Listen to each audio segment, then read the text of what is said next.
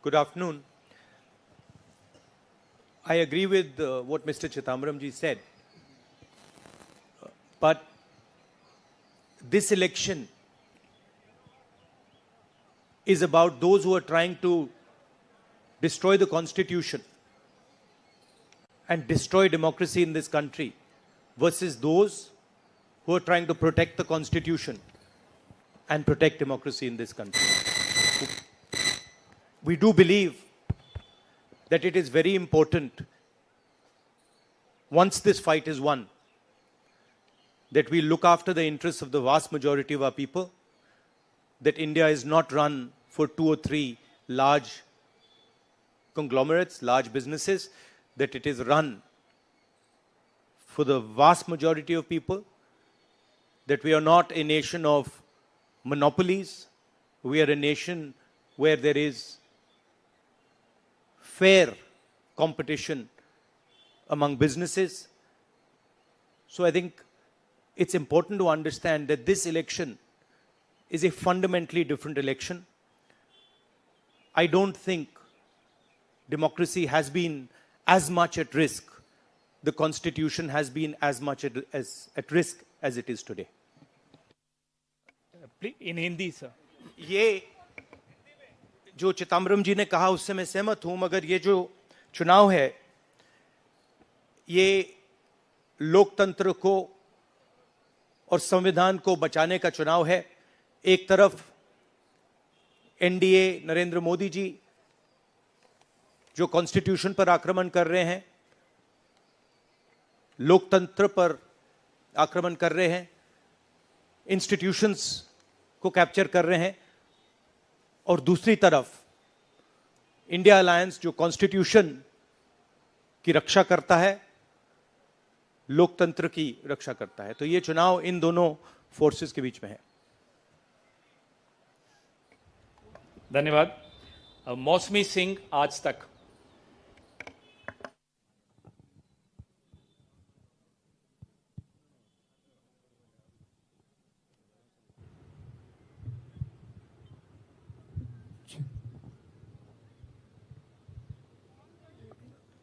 राहुल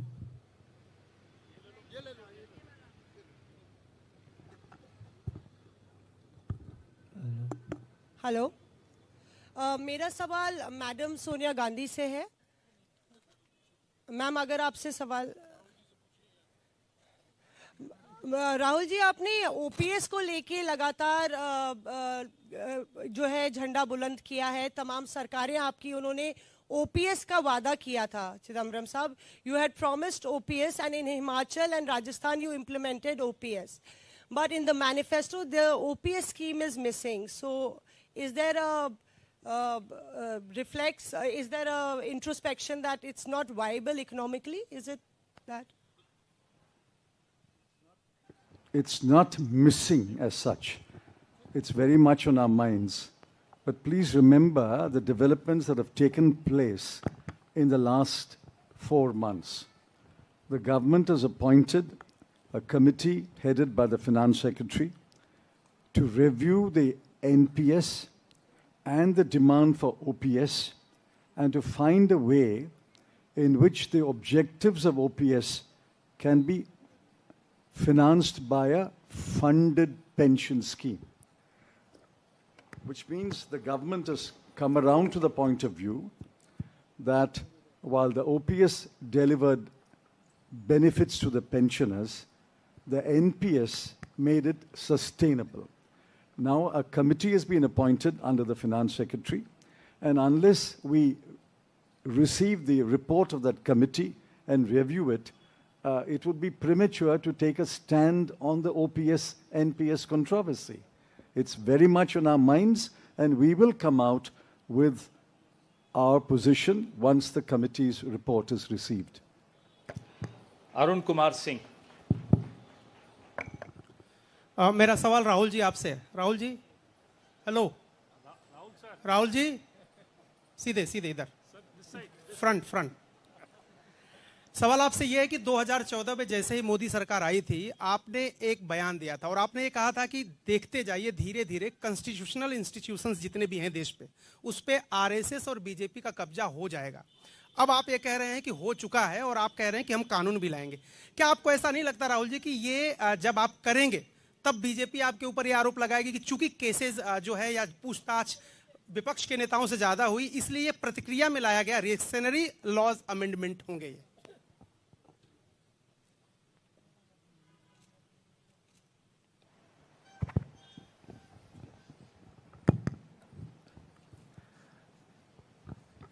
सबसे पहले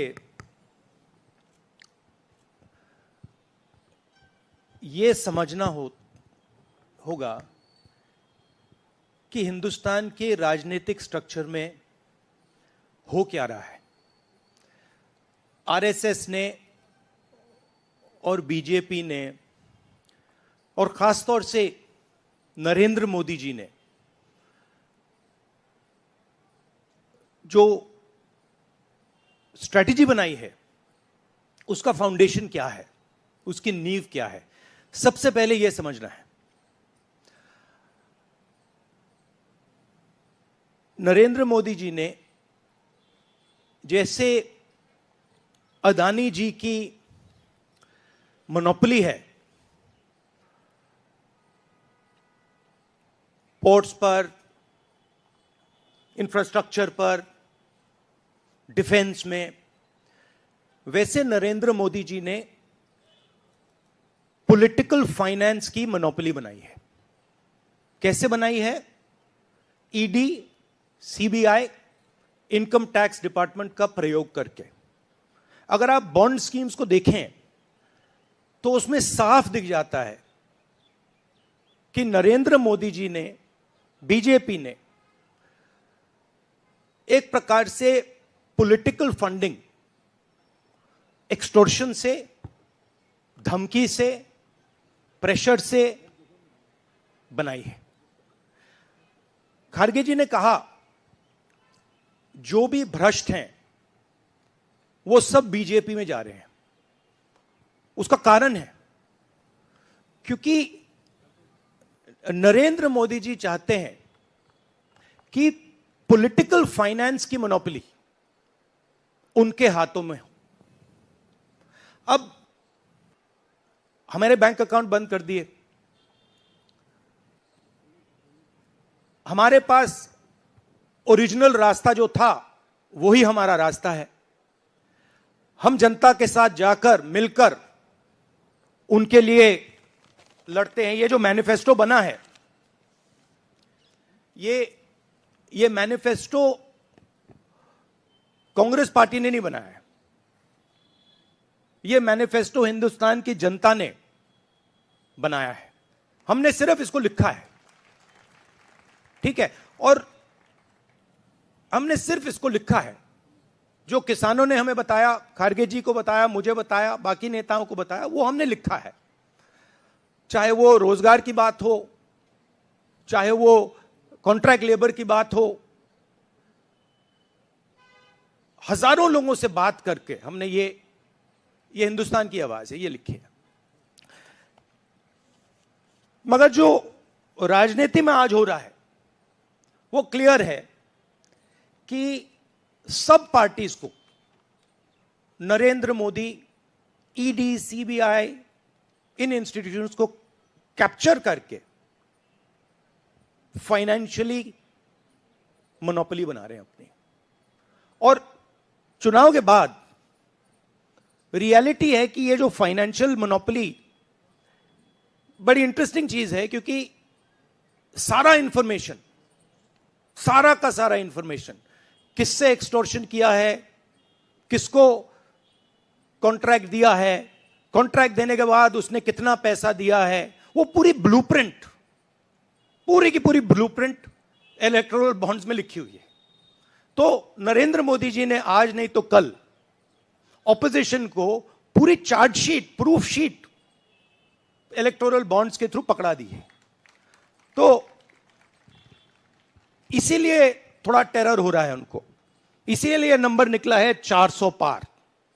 इसलिए ये महाराष्ट्र में हमारे नेता ले जा रहे हैं, हरियाणा में सब जगह हमारे नेता ले जा रहे हैं, क्योंकि उनको लग रहा है कि भैया अगर 400 पार नहीं 180 हो गई, 160 हो गई, 140 हो गई तो नैया पार हो जाएगी। Thank you. आशीष सिंह।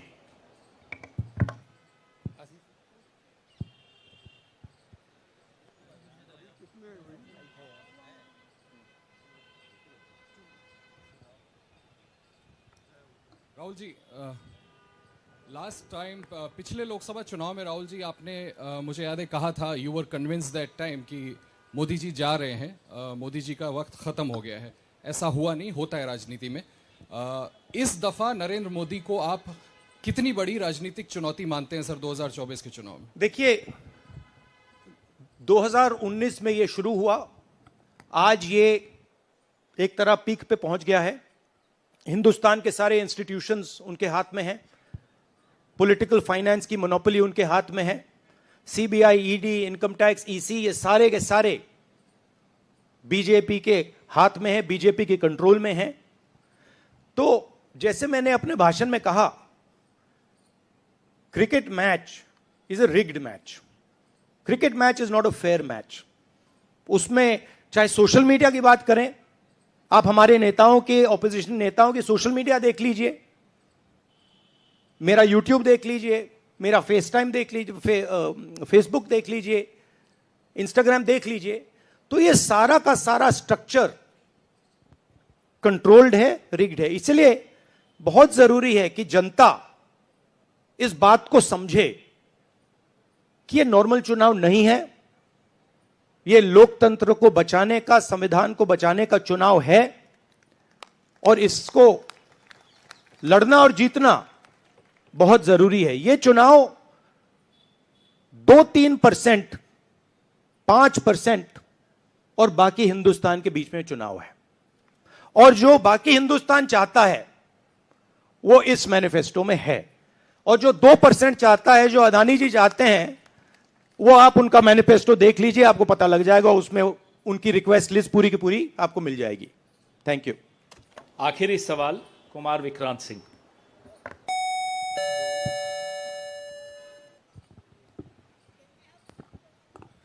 राहुल जी, 2009 में आपको भी याद होगा, उस वक्त मैनिफेस्टो में 2 तस्वीरें थी, मनमोहन सिंह जी की और सोनिया गांधी जी की। पूछा गया था पीएम कैंडिडेट कौन होगा, सोनिया जी ने अपनी तस्वीर छुपा ली थी।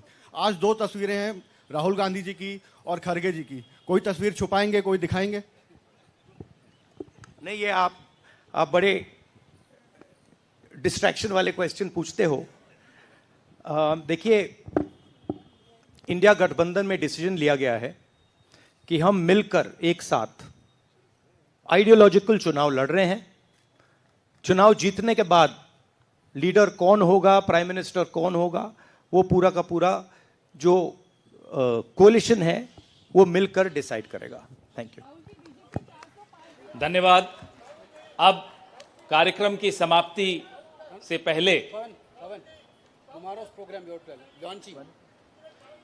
श्री केसी वेणुगोपाल कल के कार्यक्रम के विषय में आपसे 2 शब्द कहेंगे। Dear friends, today we are already released the Brother, he wants South media chance. इन्हें माइक दीजिए, जो साउथ इंडिया से हमारे जो साथी हैं, और ये आखिरी सवाल होगा। चिक चिक।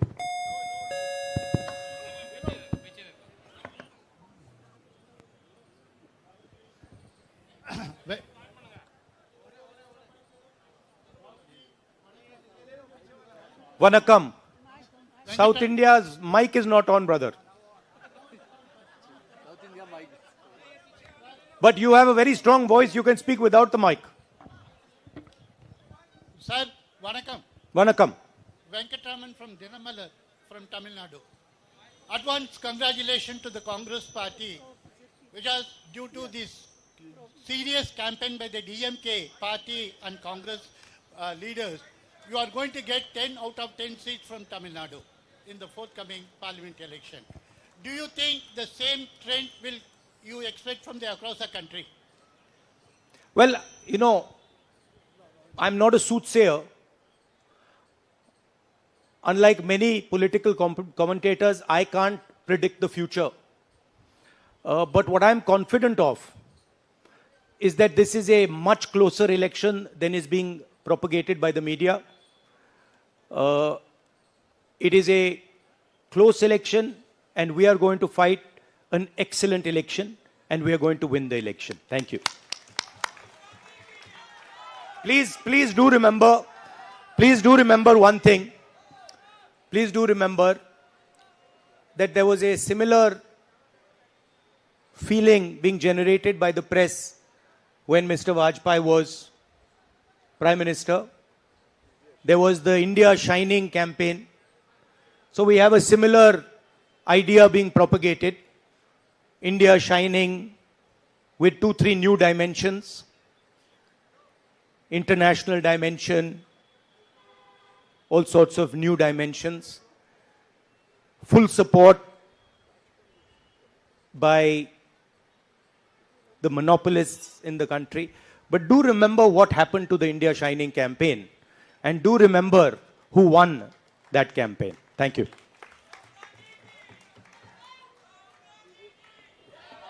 Dear friends, today already we released the Congress Manifesto of 2024. Tomorrow in 2 places we are launching the manifesto with huge rallies. One is in Jaipur. Tomorrow morning the manifesto launching will take place in Jaipur.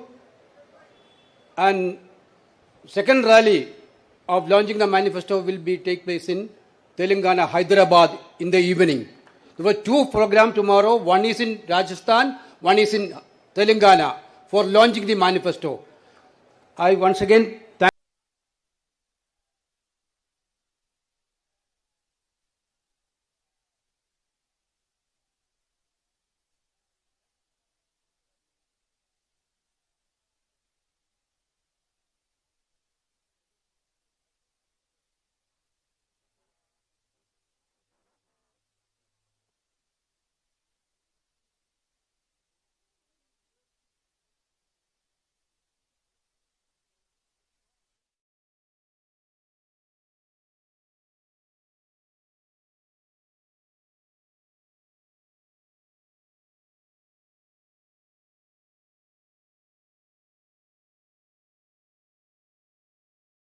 आशा है ये कार्यक्रम आपको पसंद आया होगा। इस video को ज़्यादा से ज़्यादा शेयर करें, लाइक करें और कमेंट करके बताएं आपकी राय क्या है। और अगर आपने हमारा यूट्यूब चैनल अभी तक सब्सक्राइब नहीं किया है तो तुरंत इसको सब्सक्राइब कर लीजिए और बेल आइकन भी दबा दीजिएगा ताकि अगली जब वीडियो अपलोड हो तो आपके पास इसका नोटिफिकेशन पहुंच सके।